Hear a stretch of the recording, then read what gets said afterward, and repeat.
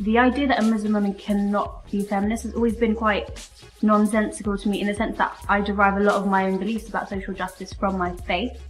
To say, you know, that wearing a hijab undermines your feminism, or, you know, a belief in a religion like undermines it because, you know, you're essentially following some like patriarchal system that oppresses you, etc. Coloured a lot by the history of Western imperialism, and that probably factored into mainstream feminism. It's also damaging to the whole idea of feminism that's not really about equality if it's only fit for the purposes of white women, and that Muslim women are further alienated from something that's actually inherent in their religion. Because so much of feminism and sexist oppression is to do with women's bodies, being visibly sort of seen to cover your body is almost seen as like antithesis to what feminists should be working towards. And I think it often seems that, well, she's covering herself up, that's really questionable. But for me, it's just so ironic, because it's like, obviously, if you're saying that you're fighting against the policing of women's bodies, you're just completely ridding me of any agency that I might have had, and that's the problem for me, because this is my choice, and I don't understand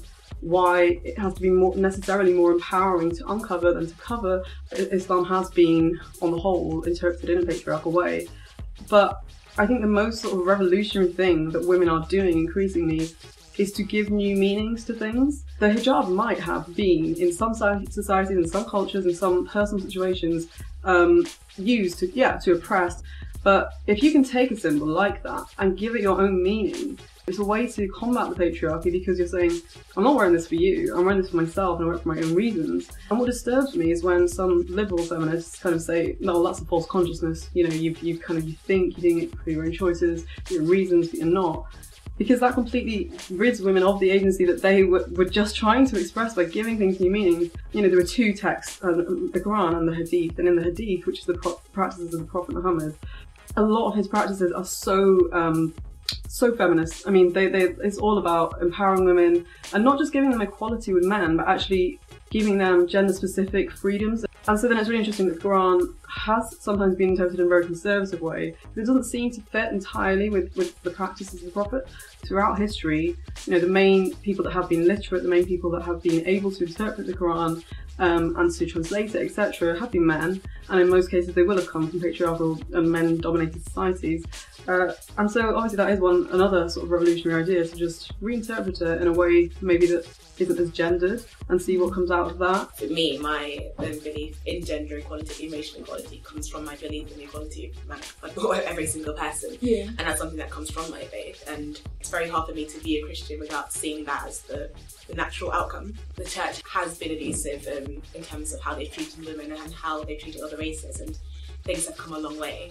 And I think for me it's important that people make a distinction between the actions of an institution and the actions of individuals in the past, and what maybe the scriptures actually say about something, and what my beliefs actually say, and what I say. I think that's something people overlook. They never really ask me, as a person who holds these different identities, that holds these different beliefs and values, and what I think about these things. I think maybe it's easier as a Christian than maybe some other religions, just because there are a lot of stereotypes about what it means to be, for example, a Muslim and a feminist. That being said, I think it's quite interesting, I guess, how people self-identify, because I see myself, I guess, maybe as a Christian first, and then I see myself, then I see my ethnicity and my gender, because for me that's kind of the key thing that defines me. For a lot of people it's a different way around, and I think that's quite an important thing, because for example, the Christian Union is really large here in Cambridge, and there are a lot of black students who are Christians, but they wouldn't necessarily engage with the Christian Union, and not because they don't believe in it, it's just a very different culture, it's a very white middle class culture. But for me, because my faith is definitely something I identify with more, I'm still fully engaged with the Christian Union. And there are a lot of students who do it. It's a really wonderful thing to see, and people coming together from these different backgrounds around something that they believe in and that unifies them. But on the other side, there are people who feel so alienated because of their background and because of their views and these different things, that they can't join in this with either like wider black community or wider Christian community and things like that.